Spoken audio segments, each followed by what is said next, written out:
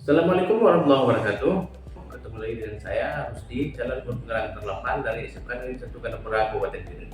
Nah, pada kali ini saya ditemani oleh Ibu Nurbaiti selaku guru bahasa Indonesia yang akan menjadi guru yang mengajar yang akan disupervisi di kelas. Nah, jadi di sini mungkin kita akan bercakap-cakap dulu Bu Nurbaiti sebelum Ibu Nurbaiti sebelum saya melakukan observasi di kelas.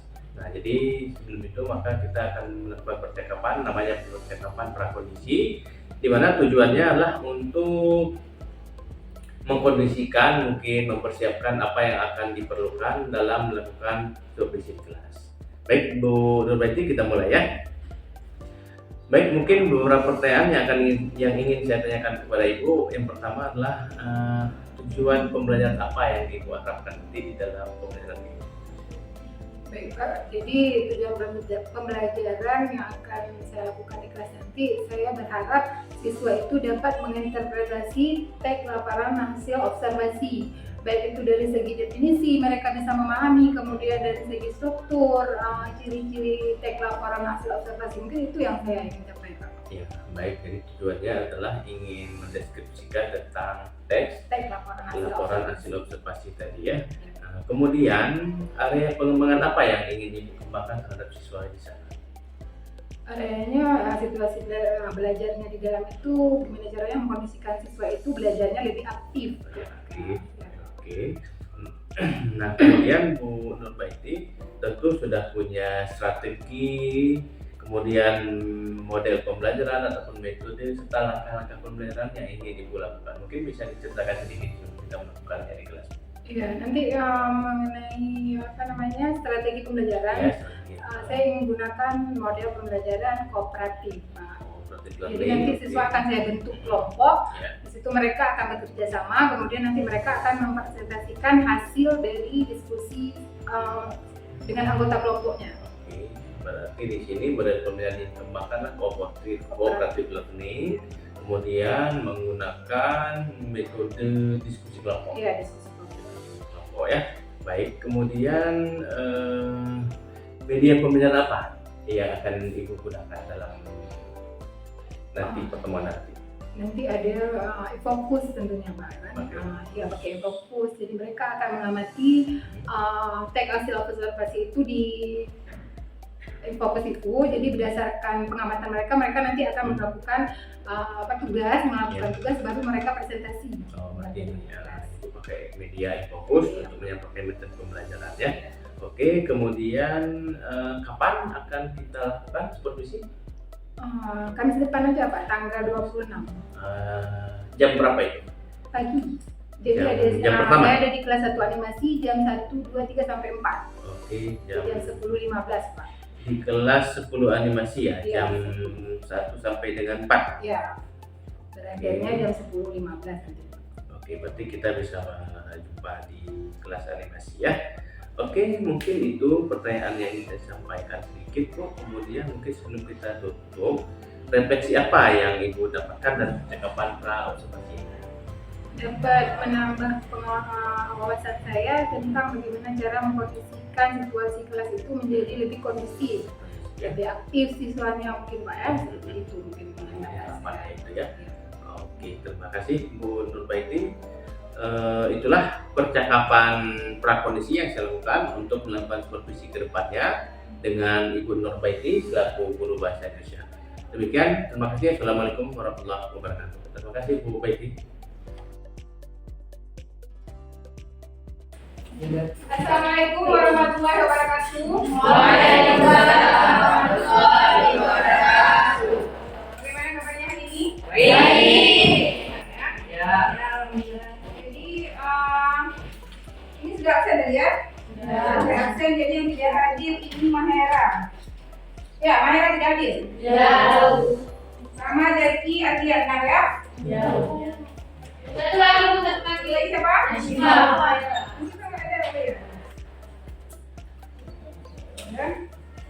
Coba kita lihat dulu ini halaman kita sebelumnya kan sudah mempelajari kalian sudah melakukan observasi ya minggu sebelumnya ya? Ya. Hari ini kita berarti bagian tentang observasi di halaman 3.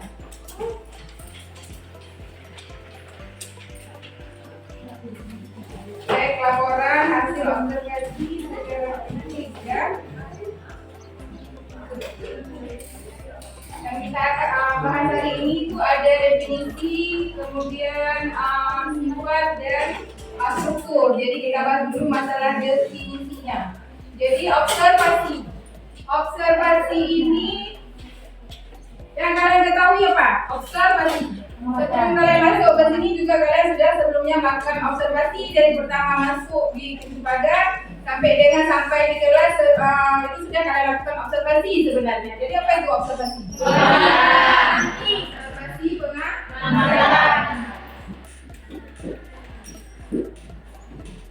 pengamatan atau mengamati ya.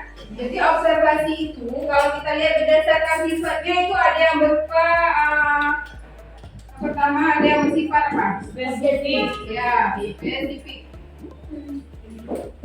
Kemudian ada lagi yang berdasarkan fakta.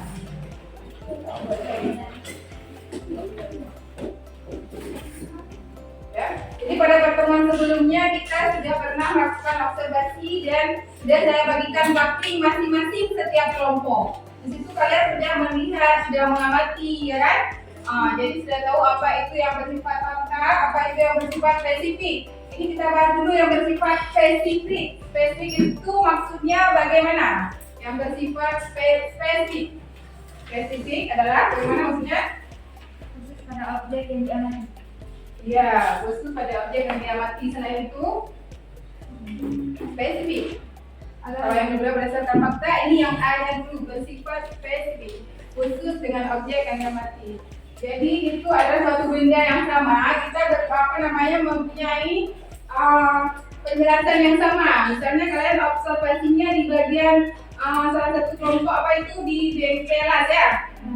Jadi di ruang kelas itu ketika masuk ke situ apa yang kalian amati? Misalnya ada peralatan-peralatan las, apalagi selain itu terdapat apa aja? Maksudnya di dalam ruangan kursi ya, alat meja kan sudah diobservasi. Jadi kalau ketika kelompok lain juga masuk ke ruang itu juga berpendapat yang sama, maksudnya karena objek yang diamati itu adalah objek yang sama. Jadi itu spesifik namanya. Kemudian yang kedua berdasarkan fakta. Ada yang bisa menjelaskan fakta. Ingat, fakta, opini ini yang kita bahas berdasarkan fakta.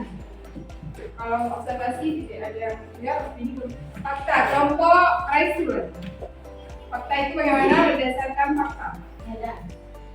Kenyataan. Jadi berdasarkan fakta itu yang berupa kenyataan ya. Contohnya bagaimana? Yang sudah kalian amati di setiap coupling. Jadi yang dikatakan dengan bersifat berdasarkan fakta. Kelompok Fauzia ada. Mana Fauzia? Oh ya, kelompok ini sudah tadi ya. Kelompok Dina. Kelompok Dina belum ada suara. Dari kelompok ini sudah, kelompok itu sudah. Jadi yang belum ada suara cuma. Jadi kelompok yang diobservasi kemarin itu couplingnya bagian mana? Ruang guru, lapangan voli, ke mana? Parkiran. Ya, itu kan sudah juga diamati kan? Berdasarkan fakta, maksudnya itu bagian yang kalian amati itu apa? Kita masuk pintu pagar kan sudah kalian amati ya. Parkir kan di halaman depan. Saya rasa setiap kalian masuk sekolah memang sudah kalian amati setiap hari ya kan? Jadi apa itu? Observasi berdasarkan fakta. Bagaimana maksudnya? Pengamatan berdasarkan kenyataan. Ya, kenyataan. Maksudnya fakta yang ada itu sebelah ininya parkiran cewek, sebelah kanan cowok itu salah satunya ya. Berarti kalian sudah tahu apa itu berdasarkan fakta. Sudah bisa dipahami yang kedua ini berdasarkan spesifik dan berdasarkan fakta. Ya. Sekarang coba kalian nonton ini video tentang hasil observasi. Dan lebih paham lagi apa itu teks laporan hasil observasi.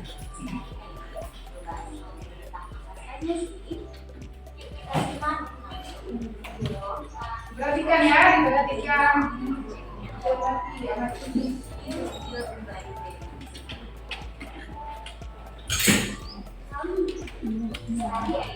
Membahas tentang laporan hasil observasi. Sebelum itu, validasi selanjutnya juga soal museum misalnya merupakan yang didasarkan pada hasil kegiatan observasi. Data sebenar-benarnya atau tidak ada manipulasi data pada teks laporan hasil observasi.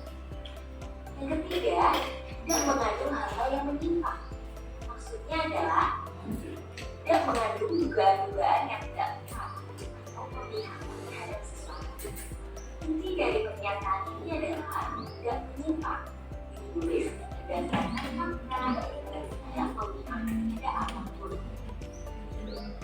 Ciri yang selanjutnya adalah ditulis secara lengkap. Jadi berarti sudah bisa dipahami ya, apa itu cek laporan hasil observasi dan ciri-cirinya. Berarti ada strukturnya harus dijadikan. Ada strukturnya, ada 3, ada laporan umum, deskripsi bagian, dan deskripsi awal. Jadi coba lihat sekarang di halaman 4.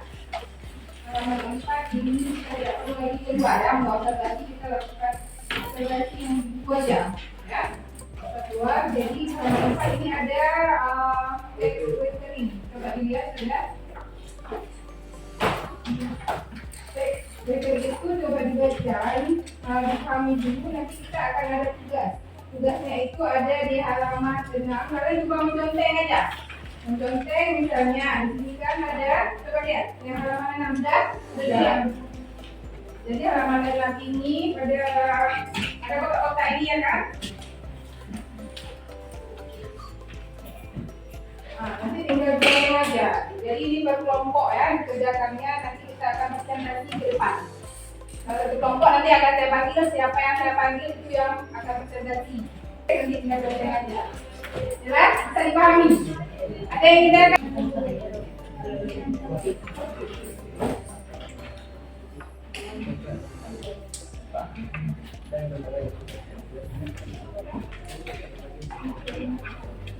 Kalau ada yang mau jelas, ingin baca, boleh tanyakan.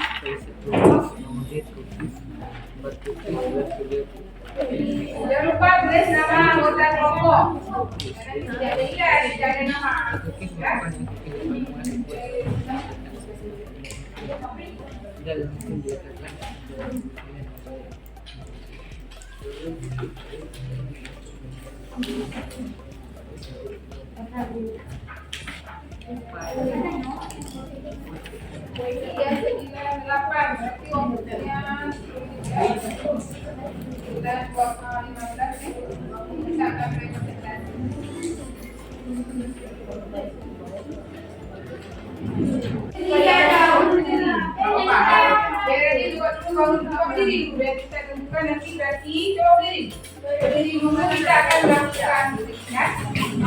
Jadi nanti kelompok yang salah sudah siap? Marina menari di atas menara. Marina di atas menara menari. Marina menari menara di atas. Marina di atas menari. Salah. Jadi kelompok apa tadi? Kelompok aja. Jadi aja ya, kelompok aja yang akan bertendasi siapa? Perwakilan anggota kelompok yang akan bertendasi siapa? Merah ya? Silakan maju ke depan. Assalamualaikum warahmatullahi wabarakatuh. Waalaikumsalam warahmatullahi wabarakatuh. Perkenalkan, saya perwakilan dari kelompok 2. Dengan kehadiran saya di depan ini ingin mempresentasikan tentang hasil observasi di tab kue kering atau cookies. Saya sudah mengamati tab kue kering atau cookies dan saya menemukan beberapa tentang observasi yang fakta. Yang pertama, kue kering merupakan salah satu kudapan jenis biskuit. Dan yang kedua, salah satu bahan utama yang digunakan dalam pembuatan kue puding adalah tepung. Dan yang terakhir, berdasarkan cara pembuatannya, cookies terdiri atas beberapa macam. Sekian dari kelompok kami.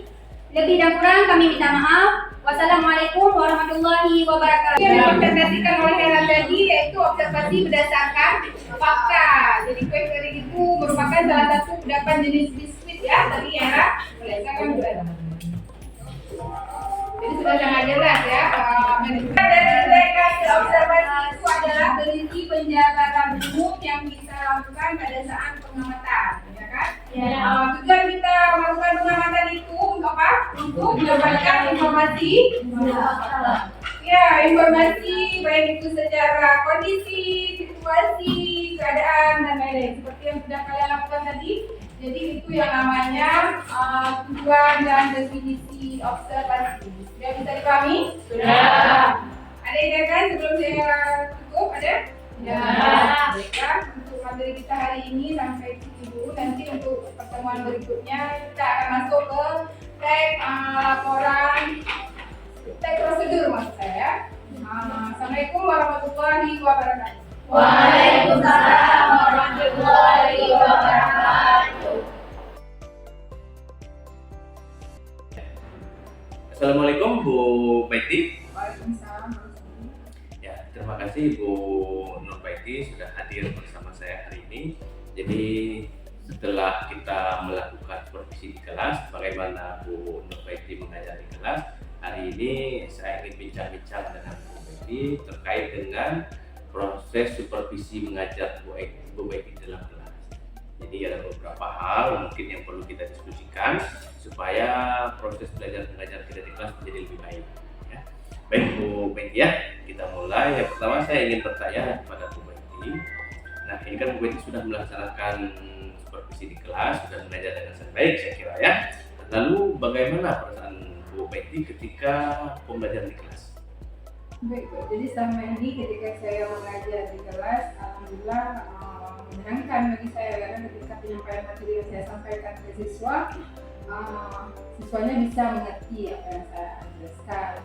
Dan ketika belajarnya pun mereka bisa lebih Ya, artinya dalam mengajar Bu Baiti bisa luas ya, artinya tidak terbebani dengan keadaan siswa ya, aman ya.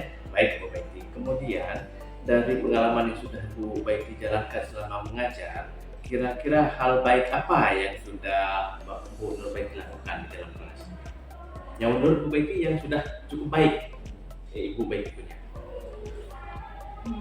Saya bisa memahami karakter siswa itu karena di dalam kelas itu kan ada berbagai macam karakter peserta didik. Jadi dengan mengatasi permasalahan kelas dia tidak hanya mengatasi dia sendiri, jadi melakukan Kesiapan kelas dulu. Oke, jadi Bu Baiti, saya juga sudah melihat dan supervisi akademik sudah kita lakukan. Memang kondisi kelas di ruangan di kelas Bu Baiti mengajar sudah tertib dan anak-anak tidak gaduh ya. Baik Bu Baiti. Kemudian kalau kita kasih angka ini dari angka 0 sampai angka 10, kira-kira Bu Baiti punya angka di mana? Berada di angka berapa? Menurut Bu Baiti? Menurut saya sendiri saya berada mungkin di rentang 8. Dari 8 ya, sudah cukup baik saya kira ya. Oke, kemudian menurut Bu Baiti, adakah hal-hal yang perlu kita tingkatkan kembali dari kemampuan mengajar, strategi mengajar, penguasaan kelas Bu Baiti? Mungkin ada Pak, karena dari segi saya sendiri mungkin tidak semuanya pelajaran saya, maksudnya materinya saya kuasai, jadi saya harus lebih belajar lagi ketika ingin menyampaikan materi kepada siswa, penguasaan materi lebih dalam lagi, jadi untuk bisa siswa lebih memahami apa yang saya sampaikan. Nah kemudian mungkin saya melihat juga dari proses supervisi kita bahwa mungkin sedikit yang perlu, kalau boleh saran ya, kemampuan kita dalam melakukan pembelajaran berdiferensiasi. Jadi ini yang harus kita galakkan sekarang, karena di kelas kan sangat macam ya, banyak sekali, beragam sekali kondisi siswa kita. Ada yang gaya belajarnya kinestetik, suka gerak-gerak, suka pindah-pindah kelas kan, jalan-jalan. Kemudian ada yang dia lebih bagus, lebih fokus dengan melihat visual, dan ada yang auditory. Mungkin kesemua atau ketiga teknik ini harus mampu kita gabungkan supaya pembelajaran ini bisa memenuhi kebutuhan mereka semua. Mungkin itu yang perlu tindak lanjutnya ya. Oke. Kemudian apa rencana Ibu ke depan untuk memperbaiki yang sudah kondisi kelas yang beragam ini? Mungkin lebih menguasai dari strategi pembelajarannya, memahami karakter peserta didiknya. Kalau kita sudah memahami karakter peserta didik, mungkin kita akan tahu itu batasnya di mana. Iya. Oke, baik. Nah, jadi mungkin kita sudah memahami apa yang masih lemah dari kita, kemudian apa yang sudah baik dari kita, dan ke depan mudah-mudahan ini bisa kita tingkatkan lebih baik lagi. dengan harapan anak-anak kita bisa menyerap pengetahuan yang kita berikan dengan baik. Demikian ya mungkin Bu Betty kesimpulan kita hasil supervisi kita. Terima kasih untuk waktunya. Assalamualaikum warahmatullahi wabarakatuh. Waalaikumsalam warahmatullahi wabarakatuh. Baik, terima kasih Bu telah membantu Pak Rusdi untuk menyelesaikan tugasnya. Saya selaku PP beliau. Mungkin dari catatan-catatan dari observasi beliau yang telah disampaikan kepada Ibu, mudah-mudahan itu bisa suatu pembelajaran bagi kita Bu. Mudah-mudahan untuk bisa diterapkan di pembelajaran berikutnya.